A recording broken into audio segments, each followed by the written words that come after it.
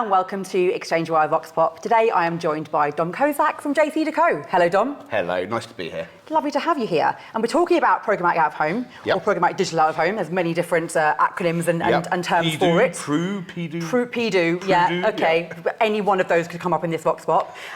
But specifically more about the data usage and kind of the impact of data and the importance of it. So let's kick off and dive right in about, what the data usage of programmatic out of home is and how its strategic impact and strategic importance in out of home in a programmatic perspective, and how it's being used or in cases not used effectively. Yeah, sure. I think that there's kind of two flavours of data, if you like, in out of home. I guess one is the kind of traditional data, or what I would call much more kind of the trading currency, which is root. So root is our kind of JIC for the out-of-home industry. So that's used for traditional trading, that's used for programmatic trading, that's used for any kind of trading mechanism. And it's a model data set, akin, I guess, to something like Radar or Barb, but I'd say much more sophisticated, much more detailed. So the largest passive GPS study of its kind in the world, well regarded, I think, from other markets looking at the UK. That's kind of our fundamental baseline, if you like, on our trading metric, and that's kind of the one that everybody knows about, or everyone who works in out of home knows about and uses. But then on top of that, you can then get the more interesting data, particularly when it comes to programmatic digital out of home, which is really all about targeting your niche audiences, your niche moments, whether that be first party, third party, whatever it may be. That's the kind of secret sauce on top, or perhaps not so secret sauce on top. I guess I'll give you some examples of that. So things like sales data or stock levels. So for example, we partner with dunnhumby, so we know at each Tesco's on a Tuesday which items are selling best, and therefore you can layer that on top of your programmatic buy and potentially target those sales uplifts, or stock data, which again can be used in terms of understanding when you should be turning when you should be turning your campaign on or off based on what you have. There might also be things like third-party audience data in there as well, and of course then that kind of first-party data, which can be applied in a variety of ways as well. But really with the ambition of making a programmatic campaign work a little bit harder if it's the right use case over perhaps a traditional campaign. So it's really about targeting rather than trading in that second instance. And so you mentioned a few data points there. What are the key data points that you see currently being used versus kind of what actually there is capacity to be able to use, and kind of what are the core KPIs that can help brands and advertisers really understand the core value of programmatic out of home? Yeah, sure. So I think there's in terms of what's being used, I guess first-party data is one of the things which is out there and being used, and is a real key benefit. So we did a study recently with MTM called The Time Is Now, and it showed that kind of 48% of the respondents were using first-party data. Now, obviously, that's quite low, I guess, compared to other digital channels. So really, I think there's a lot of room for growth in that first-party data application, for sure. I think as well, in terms of what we see being used, are a variety of third-party data sets. AdSquare is pretty ubiquitous. We have things like Skyrise. It generally tends to be boiled down to a specific point or a specific location, and that's great. But I think really, if we go back to that element of first-party data and think about perhaps where data isn't being applied as much as it could be, that like I said, that number is a lot lower.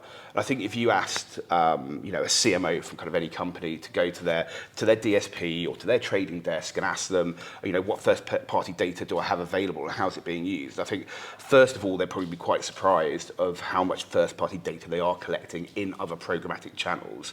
They'd probably also be surprised that the application of that perhaps isn't as wide as it could be. And I think with very, very few examples, I think they'd be really surprised about how little first-party data is being used in programmatic out of home, particularly when other channels are already utilising that strategy.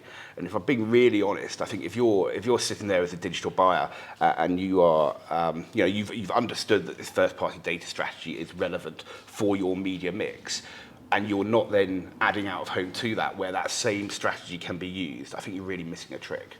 So how can JCDecaux work with brands and agencies to help them understand the value of these data points in programmatic out of home and choose programmatic out of home over and above other media channels that they might be more inclined to go towards? Yeah, sure. I mean, I think from a media owner perspective, I think a lot of what we can do is really just champion the best use cases and the best knowledge out there. I think when we talk to the market, a lot of the feedback we've had for the last 5 years, we've traded just over 5 years programmatically. Quite often, a lot of that feedback is what's really needed to drive that is education of digital buyers. If I'm honest with you, I'm going to call poppycock on that. I don't, for want of a better word, but I'm going to call poppycock on that because that's not really the case. I don't think. I think if you're a digital buyer, you do understand out of home nascently. Unless you live under a rock or are unfortunately housebound, everyone sees out of home. They see those great digital billboards, they see the placements. It's part of our everyday journey, our everyday lived environment. I think where we can help and where perhaps there is education needed is then what are those benefits? How can you step into that? So whether it be that the application of data in programmatic digital out of home can reduce a barrier to entry, can improve your targeting facility, or even improve your measurement capacity as well. All of those things are things that we can help with and advise on. But really, it very much goes into actually kind of solid, standardized media planning basics, right? It's the establishment of those initial KPIs to make sure that you're utilizing a data set in the right way and then also measuring the application of that data and the results of that in the right way. An example, or a poor example I was talking about actually earlier today, was that we were once working with an agency last year, and they had campaign KPIs, and their campaign KPIs set were all about branding, all about brand awareness. So we got through I won't talk about their data strategy because actually it's not too relevant in this case, but in terms of their measurement strategy, they went, that's great, and then we're going to do footfall measurement. And those two things don't line up. And that's I'm obviously not going to name them, but that's a really stark example of just making sure that you're using the correct data application in the correct use case. But footfall is often what people think of in out of home. Like, oh, actually, I want to be able to understand how many people are walking past something and how many people then go into store or into whatever. So actually, how can you help brands and agencies understand what KPIs and what data points can work well together? And is that where the education is maybe required? Yeah, I think so. And I think perhaps there's a bit of kind of knowledge sharing there a little bit. So again, I'm not going to bang on about the research we did too much, but the second most popular way or second most common way that people actually measured their out of home was based on the performance of other channels, or that combination of other channels. So, for example, King.com added programmatic digital out of home to their social strategy, but that's obviously quite hard to measure perhaps the impact of the out of home, but what they saw when they did apply their measurement was a doubling in consideration and a 1.4 times in app downloads. So you're using the kind of second digital channel to combine with the out of home and therefore start to assess the impact of the out of home on those wider channels. And because of the very nature of programmatic out of home, or out of home in general, to be honest, being a one-to-many channel, you often see that kind of halo effect with other channels. So that's one thing that we can certainly help with, and consulting, if you like.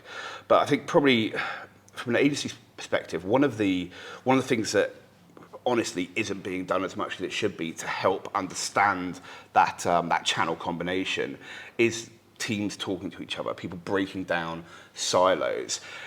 Within agency teams, silos, yeah. Absolutely, within agency That's still teams, happening there. Nothing's really improved on that part from 10 years ago. Is it improving, just not as quickly as you'd like? It's absolutely improving. It absolutely is. And there are some real kind of best-in-class examples out there. WPP are getting it right in a lot of their areas, I would say, not to blow smoke, but there's still a very long way to go. And I think one of the biggest challenges is, programmatic digital out of home is quite often seen as this line item and this singular channel. Yeah. There aren't very many programmatic digital out of home practitioners out there. If you look at a digital budget, let's say, you look at an out of home budget, you look at a programmatic digital out of home budget, there's not kind of enough there to kind of justify that many full-time practitioners on combining the programmatic with the out of home. I'm one of a very few select out there, and I sit on the sell side. So where we see real success, and this is something we'd advocate for, is where teams talk to each other, where they collaborate. But obviously that can be easier said than done. People don't want to rock the boat, and I think as a out-of-home planner buyer, if you're sitting there to perhaps go over to your programmatic planner buyers and start to have that conversation, that is quite difficult. But I'd encourage people to do it, and I think once people within agencies get over that kind of fear, if you like, I think there can be some real strength there. And when we do see that happening, that's absolutely where we start to see the best results in the channel. Brilliant. And you've already shared a couple of examples with me, but kind of what are some really exciting creative use cases that you've seen in programmatic out of home that can really kind of help inspire our audience?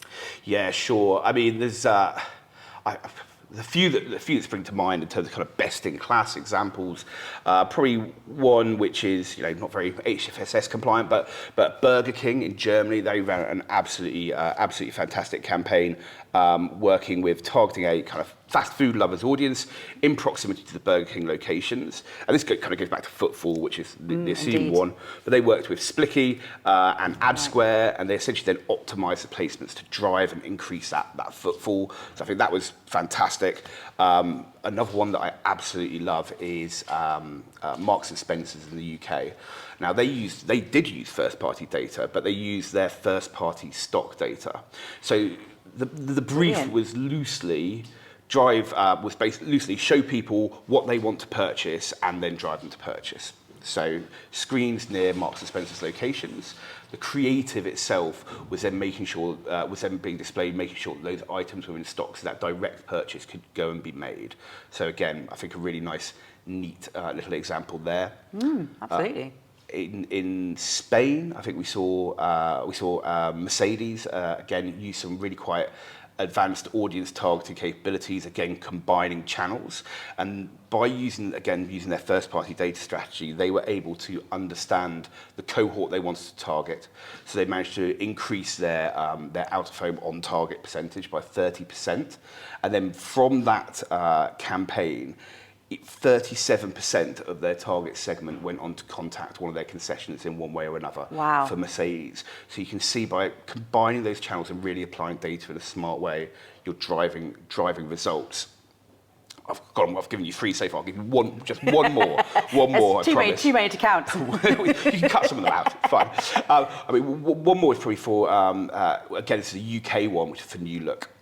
They worked with Hivestack with their kind of bespoke audience selection. And it's proprietary to Hivestack.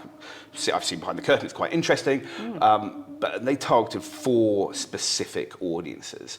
But again, they measured footfall and they measured sales, and they saw a 63% increase in footfall into New Look just by targeting those particular segments with the relevant messaging for their new line. That's fascinating. It's really, really nice to hear some great examples of where data can be really creatively and strategically used in programmatic out of home. What do you want to see next, the rest of this year, 2024? Kind of what do the next 18 months, 2 years look like for you in programmatic out of home, and kind of what excites you and what do you want to see more of? Well, I mean, we'd love to see more people utilising the channel. Indeed. But that's very, very easy to say. I think, there's probably three key elements. One is the creative itself. Out of home is a fantastic creative canvas, and we have endless kind of case studies which demonstrate that good creative with relevant messaging really drives the impact of the channel. And again, we've seen an increased adoption in dynamic creative, which absolutely helps to drive that. But that's certainly one thing I think we will see, and I think that I would certainly like to see. The second thing, I think I mentioned it already, collaboration between teams. Absolutely. Talking to each other, more of that, combining the best of both from all of those channels. Would you like a version of you on the buy side, or is it just not practical? I think there probably is. There are a few versions of me on the buy side, but there's very, very few of them. Right. And the the problem with a version of me, if you like, no problem, but what you have to be careful doesn't happen is that you end up with another silo. That's actually a very good point. Yes. Rather than bringing people together. Specialism is good and specialist knowledge is good. And the specialists, as we call them in the out-of-home world as well, they do provide an absolutely vital role in all of that. But yeah, I would love to see that kind of collaboration grow. And then finally, I guess just more strategic use of data. Yeah. I'm going to go back again to this first-party data application. If you're doing this in your other channels already, then why are you not doing it in programmatic out-of-home? And again, though, we are seeing that grow. We are seeing that evolve, along with the variety of data sets which are available out there. Hawk, another DSP, they've just launched a partnership with Captify, using search data at geospatial level. Right. And we'll continue to see more and more data partnerships like that spring up.